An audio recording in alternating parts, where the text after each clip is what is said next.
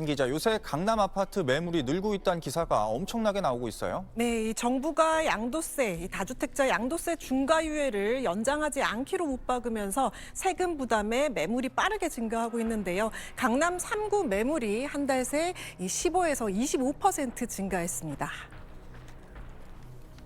다주택자 양도세 중과유예가 오는 5월 9일 종료를 앞두고 있죠. 이 버티던 다주택자들이 지금 정리하자 하고 매물을 내놓기 시작한 겁니다.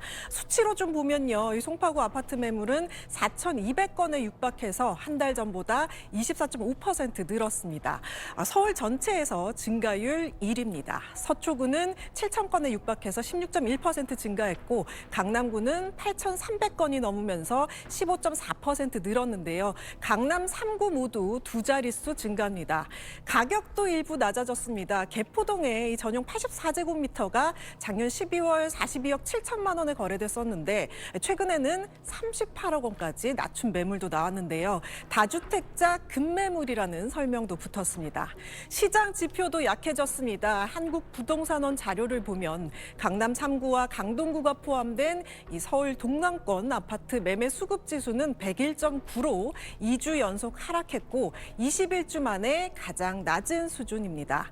이 지수는 100보다 낮으면 매수보다 매도가 많다는 뜻인데요. 서울 전체 평균은 105.4로 아직 매도자 우위가 유지되고 있지만 동남권만 상대적으로 낮습니다. 반대로 관악구가 포함된 서남권과 은평, 서대문, 마포가 속한 서부권은 매도자 우위, 그러니까 집주인이 더 유리한 흐름이 이어졌습니다. 즉 서울 전체가 식은 게 아니라 강남권만 그 힘이 약해진 겁니다.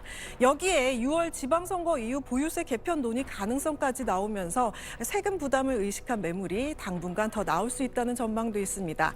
다만 집값이 워낙 비싸고 이 대출도 거의 나오지 않다 보니 실제로 집을 사줄 사람은 많지 않다는 분석입니다. 서울 성동구의 한 아파트 단지.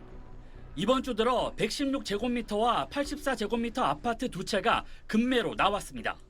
모두 다주택자들이 내놓은 물건들인데 각각 최근 호가보다 1억 원 낮은 가격입니다. 현지에서 솔직히 돈이 수입이 없는데 그렇게 세금을 1억씩 이렇게 뜯어먹은 적이 있으니까 거기에 대한 그 완전 이제 악몽 같은 그게 있죠. 서울 송파구의 아파트에서도 다주택자 매물이 나왔는데 계약 기간이 남은 세입자가 이사비를 요구한 걸로 전해졌습니다. 5월 9일 전 팔아주잖아요. 어떤 집 하나 세입자가 5천, 중천에서 5천 사이 합의 본 거. 서울 아파트 매물은 오늘 기준 59,021건으로 이재명 대통령이 다주택자 양도소득세 중과유예 종료 방침을 밝힌 지난달 23일 이후 4.9% 증가했습니다.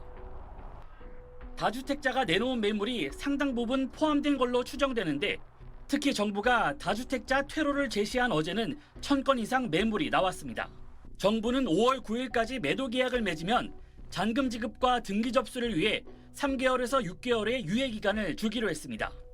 또 세입자가 있어 당장 입주하기 어려운 주택에 대해선 임대차 계약이 끝날 때까지 의무 입주 기한을 미루는 방안을 검토하기로 했습니다.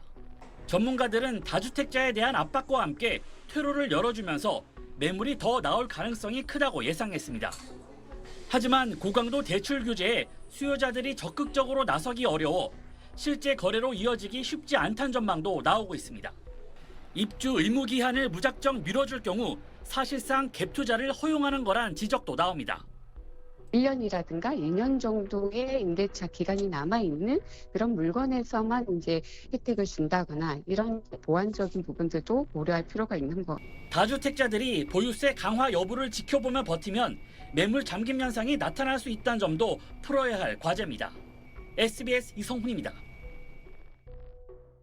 이재명 대통령이 오늘 SNS에 올린 글입니다. 국민의힘이 정부의 부동산 정책을 비판했다는 내용의 언론 기사를 공유하며 망국적 부동산 투기 옹호도, 시대착오적 종북몰이도 이제 그만하시면 어떻겠냐고 썼습니다. 어제 국민의힘은 민간 주도의 재개발, 재건축을 강조하며 정부의 129 부동산 공급 대책을 배급에 빗대 비판한 바 있습니다. 이 대통령은 단속만으론 집값 과열을 잡을 수 없다는 야당의 비판을 겨냥해선 투기 옹호라고, 부동산 배급이란 야당의 표현에 대해선 종북몰이라고 각각 반박한 걸로 보입니다. 이 대통령은 또 강남에 주택 급매물이 나오고 있다는 기사도 공유했는데 정부의 부동산 정책 덕에 시장에 변화가 있다는 걸 강조하려는 뜻으로 해석됩니다. 지난달 23일 다주택자 양도소득세 중과유예를 연장하지 않겠다는 글을 시작으로 이 대통령이 그동안 SNS에 올린 부동산 메시지는 10건에 이릅니다. 청와대는 오늘 예고한 날에 유예가 종료된다고 재확인했습니다. 5월 9일 날 종료되는 것만큼은 분명하다라고 말씀드리겠습니다. 대통령께서 계속 끊임없이 강조하고 있는 것이고 지난달 28일 김용범 청와대 정책실장은 딱 5월 9일이 아닌 한두 달 정도 뒤에 종료할 수도 있다. 그러니까 한두 달 말미는 검토할 수 있다는 언급을 내놓기도 했는데 오늘 청와대가 다시 종료 시점이 안 바뀐다고 못 박은 겁니다. SBS 박예린입니다. 서울 강남의 한 대형 아파트 단지. 공인중개사에게 물어보니 이번 주 들어 급매물이 종종 나온다고 합니다.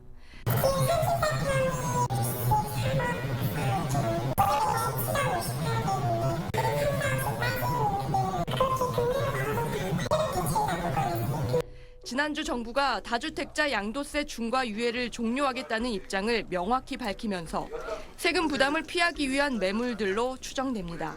정책이 영향을 받아서 최근에 미끼가 또더 낮추라고 나오는 거죠. 좀 갈망하면서 몇 개월 후에 부동산 공급 이런 거보다 한 부동산 정보업체 조사 결과 이렇게 나온 급매물들이 시세에 반영되면서 1월 넷째 주, 그러니까 지난 26일부터 30일까지 이 아파트 매매 가격이 서울 0.04% 하락을 비롯 전국 대부분의 지역에서 떨어진 것으로 나타났습니다.